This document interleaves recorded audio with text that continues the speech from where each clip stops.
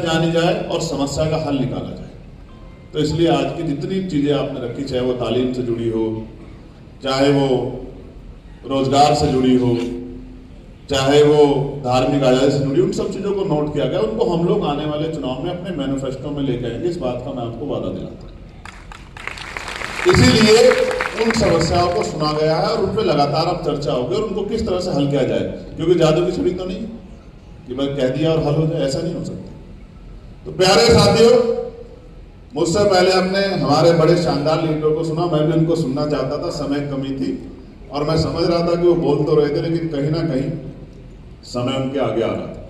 लेकिन चिंता मत करो, अगली बार आधे आधे करके बुलाएंगे और आपका समय बढ़ाएंगे, सबको नहीं बुलाएंगे, आप चिंता मत करो, क्योंकि लड़ाई तो लड़नी है ना।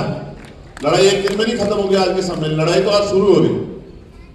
और लड़ाई इस बात के साथ शुरू हो रही है कि उत्तर प्रदेश का भविष्य कैसा होगा, उत्तर प्रदेश के स्कूल कैसे होंगे, उत्तर प्रदेश के कॉलेज कैसे होंगे, उत्तर प्रदेश की यूनिवर्सिटियां कैसे होंगे, उत्तर प्रदेश के किसानों को उनकी आमदनी, उनका हिस्सा बैठता हुआ मिलेगा नहीं मिलेगा, उत्तर प्रदेश के गरीबों को उनका हक मिलेगा नहीं मिलेगा, उत्तर प्रदेश में धार्मिक आजादी कैसे रहेगी, सामाजिक आजादी कैसे रहेगी, आर्थिक आजादी कैसे रहेगी, नौकरी मिलेगी नहीं मिलेगी, रोजगार मिलेगा नहीं मिलेगा, इन सब चीजों पे चर्चा करनी। तो मैं आपको आजाद समाज पार्टी के विषय में बताता हूं।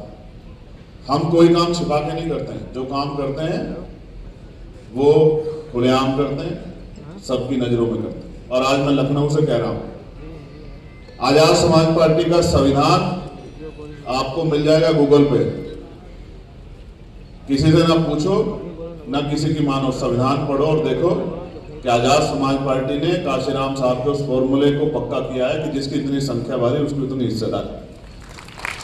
ये हवाई बात नहीं है, संविधान में लिखा है कि जिसकी जितनी संख्या है उसको संवैधानिक पदों पे टिकटों में बराबर की हिस्सेदारी मिलेगी।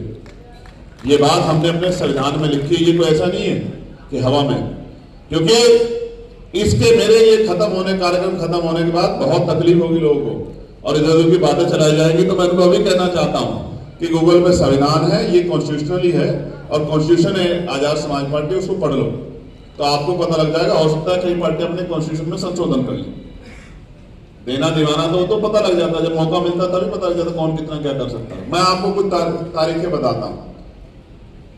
हमारी पार्टी का संगठन, उसकी कोर कमेटी में हमने बैकवर्ड को, मुस्लिम समाज के लोगों को, शेड्यूल कास्ट के लोगों को बराबर की भागीदारी दी है। कम ज्यादा तो हो सकती है लेकिन कम नहीं,